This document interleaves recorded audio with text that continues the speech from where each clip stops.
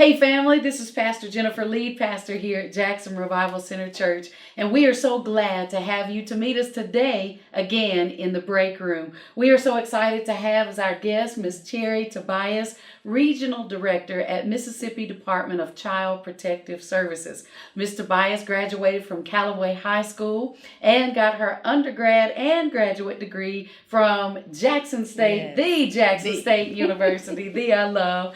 Got your degree in social work. You're a master level licensure. And so we're so excited for the work you're doing in the state of Mississippi, especially for the children in Mississippi. And tell us a little bit about how the pandemic has changed child protective services and how they respond to the needs of families in Mississippi. Yes, well, the pandemic has certainly provided an opportunity for us to assess safety and well-being in more innovative ways. Right. Of course, when you cannot go into homes, we have to do FaceTime, all the media outlets, Google Duo, become innovative with bringing them outside and make sure we stay 6 feet apart. Or even at some point having mom take the phone into with FaceTime and showing us around the home to assess safety and well-being. It has definitely been a challenge, but we have worked through it. Our job does not stop. Right. When things shut down, so we have to do what we're called to do. Yeah, there are so many things that when everything else could shut down, there's so many businesses that could not shut down. Absolutely. The work had to continue. Our first responders, those working the front lines in healthcare, and so this is really a part of that frontline healthcare. Yes. And so you guys have continued. How has the pandemic changed agency practices? The practices are still the same. I will note that when the pandemic the first onset of it, we noticed a drastic decrease in reports that we get. Yeah. And so to some people, less work is a good thing, but for us, we knew that it was something far worse, because it definitely didn't mean that abuse wasn't taking place. Absolutely. What it meant was those extra set of eyes that were on that child at school, at doctor's appointments, at extracurricular activities. Those eyes were no longer on that child or those children. And so they are now at home all the time with a parent who not necessarily has the skill set or grace or the child's well-being, first and foremost, to parent that child. And so we had many children who we were concerned about, and we knew that we had to, the reports that came in, we had to go out and make those assessments as quickly as possible, even though, the entire world shut down for a little while. So are you guys beginning, now that things are beginning to fully open back up and kind of beginning to find a new rhythm, are you guys beginning to see an increase in the number of reports again? Yes, we are. We're seeing an increase in the number of reports that are called in. We're seeing that the therapists, more so that the children are now back to getting some services that they require. Therapy appointments, doctor's appointments. Family members can come by and check on them now and just make sure that things are how they should be at home. Yeah. We heard so many times during the course of the pandemic that, domestic violence was going up, some of those kinds of things. So we automatically understand children are affected when domestic violence goes up. Their children being affected by that. And many times children are targets even in the midst of that. Absolutely. So how do you and your team deal with secondary trauma? Let's talk about what secondary trauma is and then talk about how you deal with that. Okay. So secondary trauma is when you are placed in a traumatic situation. The situation that you were placed in starts to affect your daily living, how you operate, how you maneuver, how you work, how you act. And that is very much so prevalent in the area that we work in social work, being the type of cases that we have to assess, or we have to just hearing it over and over, even if it's not your case, hearing it is traumatic. We have the children in our building sometimes, and it just affects you to know what happened to them. Yeah. Even though there's not a conversation about what happened to them, you know what happened. And absolutely. And so you have to take those things, a piece of those things home with you. And then you also have your life. Right. Where your stressors and your, you know, your own children and your, you know, issues that you have, all of that starts to mesh together. Yeah, yeah. So what do you do as it relates to your staff? Do you guys constantly push self-care to them? Because like you say, they still are dealing with the dynamics of their own life. If they're married, if they have children, if they're going to school, if they're continuing to further their education, you know, if anyone is sick, you know, they're still dealing with their life, yet they're called also to minister to the needs of these children, you know, who are being abused or neglected. So how do you balance that? Well, one thing we do, I push is, you know, kindness. Yes, kindness. And letting them know that it's okay not to have a good day today. It's okay to need a break. It's okay to come in and say, yesterday was a lot. I think you just said something very, very key when you said it's okay to need a break. It is. Because this is ministry in its purest form. And I know as a pastor, sometimes we shy away from saying, I need a break. Because some way, somehow, people have caused us to feel that needing a break means you're weak, or that you're not qualified, or that you're not called to this. If you need a break, you're not called to this. When it nothing could be further from the truth. Absolutely. If you are called to it and you really love the people you're called to minister to, like you say, you take that home with you. You know, that's still taking up your mental space. That's still taking up your emotional space because you love them. You care about them. You're trying to figure out how to minister to them, how to meet their needs. So I think that's something that is so key right there. Because you take it home and then you have, and some people, you take it home and it goes to bed with you. Yeah. You can't turn it off. And so you need to know that it is okay to say yesterday was a lot, or even I need a late start today, Ms.Tobias, or whoever your supervisor is. Or today I can't have another case like this one right now. And that's one of the things that we try to do is if you've gotten 3 or 4 sexual abuse cases, then you don't need another one because it is a lot. It is a lot. So we try to manage it that way. This administration has brought in a wellness director. Oh, that's great. Yes. And so what his job is just to figure out how he can help us. Yeah. And so at first we were trying to figure out, like, what does he really do? We were all around the office like, what does he really do? Right. But in speaking with him several times, it may be just a listening ear. Yeah. It may be a referral to speak with somebody yourself. Or it might be that we need to figure out how you work best in this situation. Or how we can help you with whatever you need help with. And some of it is personal. Yeah. And that's okay that it's personal. Yeah. Because it's a part of you. So we have to make sure that you as a person are taken care of. I like to tell people all the time, a part of my job is taking care of the people who take care of the people. That's right. Because that's what I have to do. I have to know if yesterday was too much for them. Right. Or just a phone call to say, hey, just checking on you. Those type of things go a long way to let them know that if there's something that you need me to do, and even though I'm the regional director, I'm still a social worker. I'll go out and assess a situation or do a walkthrough or whatever you need me to do. If it's too much for you, just let me know. So I think that's the key thing is just making sure that they know that it's okay to have a bad day. Yeah, I love that, having a wellness director to make sure. And he's that pretty good. So Chip Glaze. That's a pretty wonderful. Cool name too. Yeah, that's wonderful. But he does that, and he does that for all the counties. So that's really good. It's something new, and it's something that is needed. Yeah.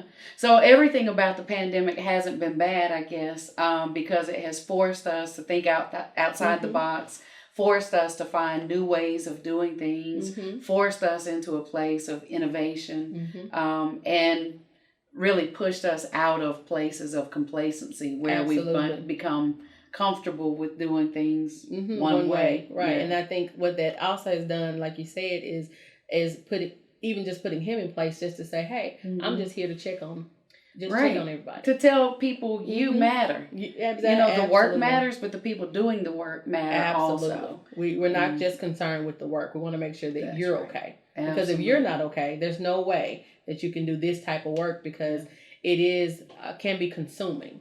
It takes pieces of you, and so you need to be okay to do the job. You pour out into so many of our clients that sometimes you can visually see when the workers are just depleted and tired. Right. And so you can't need to pour understand from an empty cup. Absolutely. Yeah. Absolutely.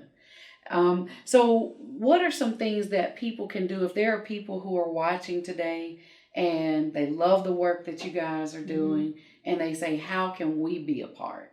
What are some things people from the general public can do to support social workers, to aid Child Protective Services in the job that you're doing? What are some things we can do? Well, if you see a social worker, just tell them hello and thank you. That's one good thing, just to acknowledge them. Another thing is we always need resources. Hinds County is one of the largest counties out of the 82. And so in that, we are a resource-based agency as well. So it may be something to stabilize the home would be that they need a pack and play. They don't have safe sleep. So instead of having the child go somewhere else to keep them safe, if we could have a pack and play donated or a crib donated. It may be that the family is in between paychecks and need groceries.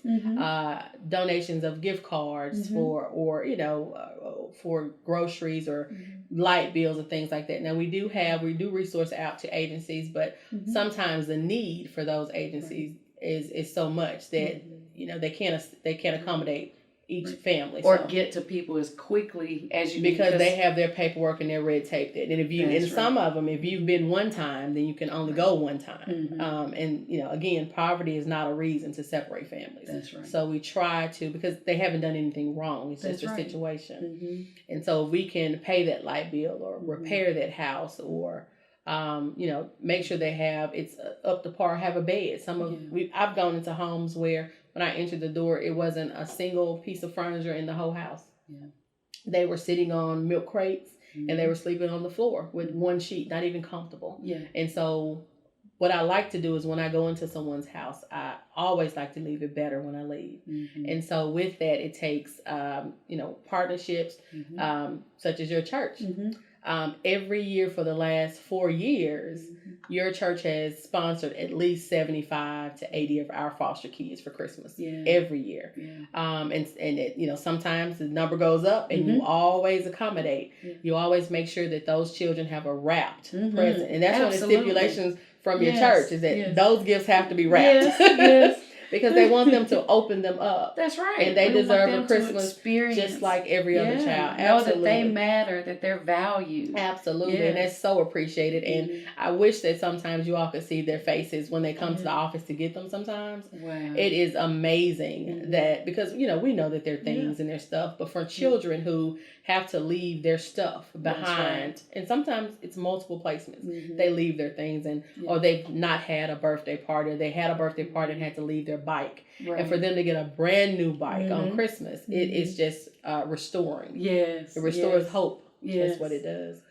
And also, we're always looking for great foster placements. So if anyone wants to become a foster parent, licensed foster parent for Hinds County, that's done. That would be much appreciated. And sometimes those placements are anywhere from emergency placement, which is 1 to 2 days or a week, or some of them are longer term depending on the situation.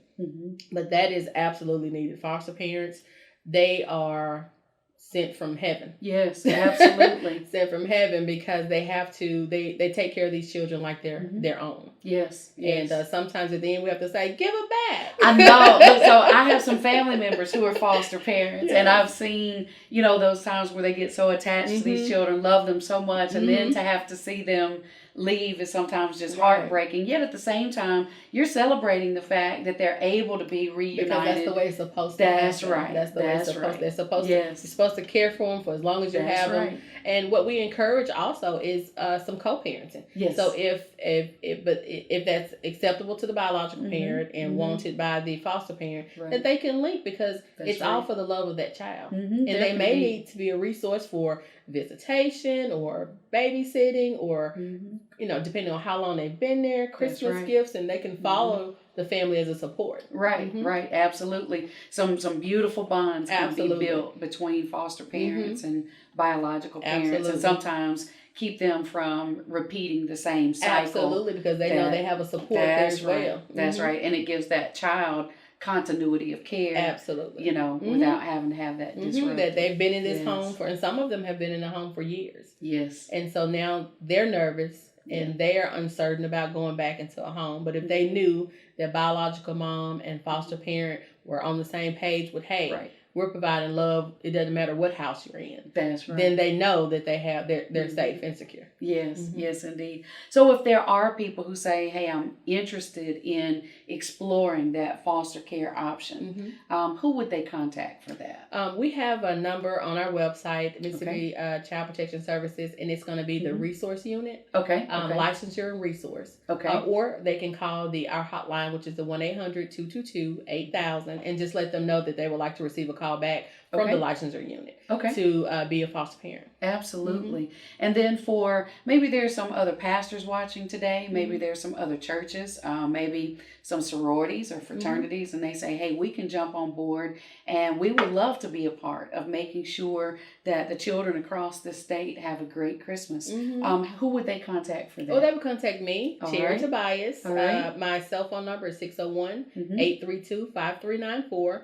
My email address is Cherrie, CHERRIE .Tobias, TOBIAS, at MDCPS.MS.gov. Okay, and we're going to put all the information right there on the screen for you. So if you would like to reach out, maybe you would like to donate a pack and play. Maybe you would like to donate, whatever other household items are needed just to support these families, to support these children. Or maybe you want to be a part of making sure the children across the state have a great Christmas.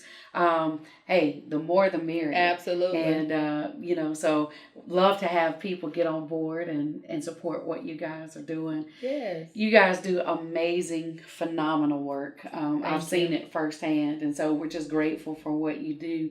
Is there anything else you would like to ask of the people who are watching today, or any other reminders you would like to give them? No, other than, if you see something, say something. Yes. And it doesn't have to be, you don't have to know all the facts. Right. You don't have to know all the names. If you just know a first name, just say a first name. Yeah. But please don't be silent. Yes. If you see something that makes you uncomfortable, that gut feeling that you feel, or if you see a child who was bubbly and full of personality, and all of a sudden now they don't have that anymore, something has changed. Yes. And it's not to get anybody in trouble. We're just going to try to assess the situation and make sure to ensure safety and well-being. So if you see something, say something. Absolutely. If you see something, say something, because you just might save a life.